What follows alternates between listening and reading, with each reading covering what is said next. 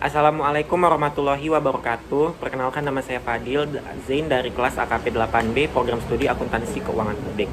Baik, kali ini saya akan mereview jurnal dari mata kuliah seminar akuntansi.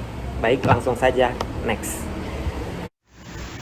Assalamualaikum warahmatullahi wabarakatuh. Saya Fadil Zain dari kelas AKP 8B akan mereview Fraud Prevention Initiatives in the Nigerian Public Sector, Understanding the Relationship of Fraud Incidents and the Elements of Fraud Triangle Theory.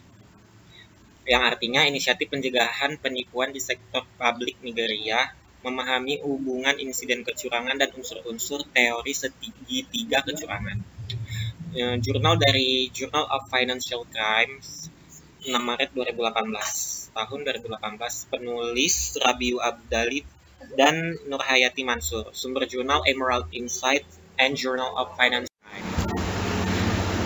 Latar belakang masalah dari jurnal ini adalah saat ini kegiatan penipuan telah menjadi urutan harian di Nigeria, terutama di sektor publik, di mana penipuan telah menjadi gaya hidup para pegawai. Penipuan dapat ditemukan hampir di seluruh kementerian Nigeria, di mana pejabat negara menggunakan kekuasaan mereka untuk menipu organisasi.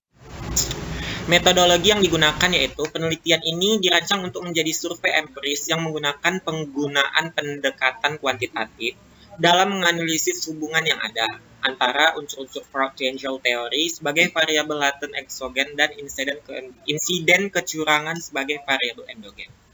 Nah, kuesioner yang terstruktur dengan baik dengan skala 10 skala Likert digunakan sebagai instrumen yang efisien untuk mengumpulkan data dalam survei kuantitatif. Namun, populasi penelitian mencakup total 1.239 staf akuntansi, audit internal, dan administrasi dari 10 kementerian terpilih di negara bagian Kano, Nigeria. Pemilihan kementerian serta departemen dalam kementerian dibuat dengan menggunakan teknik pengambilan sampel acak sederhana yang memberikan seluruh elemen kesempatan yang sama untuk dipilih tanpa bias. Staf akuntansi, audit internal, dan administrasi sektor publik Nigeria memiliki sifat yang sama dalam melaksanakan aktivitas mereka, sehingga populasi layak untuk mewakili seluruh sektor publik Nigeria. Tujuan penelitian. Tujuan penelitian atau tujuan utama dari studi ini adalah untuk meneliti pengaruh dari segitiga penipuan terhadap menggali faktor yang menyebabkan muncul penipuan di sektor publik Nigeria. Meneliti hubungan yang signifikan antara tekanan atau insentif untuk melakukan penipuan dan insiden penipuan di sektor publik Nigeria. Setelah mengamati gejala penipuan dalam suatu organisasi, tidak berarti penipuan sebenarnya terjadi. Sejak jenis dan klasifikasi, Asosiasi Penipuan Sektor Publik dari Pemeriksa Penipuan Bersertifikat tahun 2012 melaporkan bahwa penipuan telah dibagi menjadi 3 kategori luas sebagai berikut: korupsi, aset penyalahgunaan, dan penipuan laporan keuangan. Nah, teori penipuan segitiga dalam penyebab menentukan alasan mengapa orang melakukan penipuan. Cressey 1950 merumuskan sebuah teori yang dinamai oleh FTT setelah mempelajari 250 penjahat dalam waktu 5 bulan. Hipotesis 1 yaitu adanya hubungan yang signifikan antara tekanan untuk melakukan penipuan dan insiden penipuan di sektor publik Nigeria. Sedangkan hipotesis yang kedua yaitu adanya hubungan yang signifikan antara kesempatan untuk melakukan penipuan dan insiden penipuan di sektor publik Nigeria. Rasionalisasi adalah elemen ketiga dari teori segitiga penipuan dan teori berlian penipuan juga. Di hipotesis ketiga adanya hubungan yang signifikan antara rasionalisasi untuk melakukan penipuan dan insiden penipuan di sektor publik Nigeria. Baik, selanjutnya yaitu kelebihan dan kekurangan jurnal ini. Kelebihannya, pada latar belakang telah dijabarkan mengapa penelitian ini penting untuk dilakukan beserta alasan lain dan penjelasan yang cukup agar pembaca dapat memahami topik yang nantinya akan dijelaskan pada inti jurnal penelitian ini.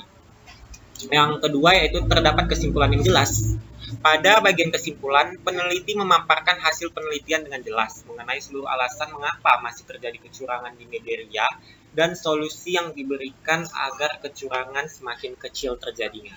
Yang ketiga yaitu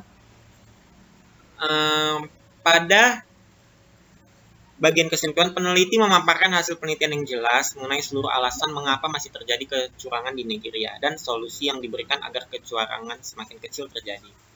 Yang keempat yaitu terdapat pemaparan fenomena yang jelas.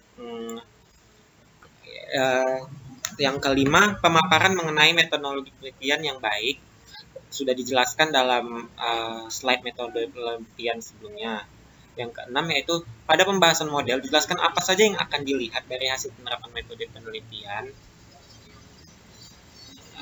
Dilampirkan atau dipaparkan metode penelitian seperti apa yang digunakan untuk mengetahui hasil analisisnya. Yang ketujuh, terdapat daftar pustaka yang lengkap. Dan yang kedelapan yaitu mekanisme dalam penelitian ini dilakukan sesuai dengan kaidah-kaidah yang ada dalam pembuatan penelitian. Terdapat dua kekurangan yang saya rangkum dalam jurnal ini. Yang pertama yaitu tidak menjelaskan secara rinci mengenai definisi yang dijadikan sebagai variabel penelitian dan tidak adanya pemaparan mengenai gap literatur antara penelitian yang dilakukan dengan penelitian terdahulu sehingga pembaca belum dapat gambaran yang jelas mengenai informasi yang akan digunakan untuk melakukan penelitian.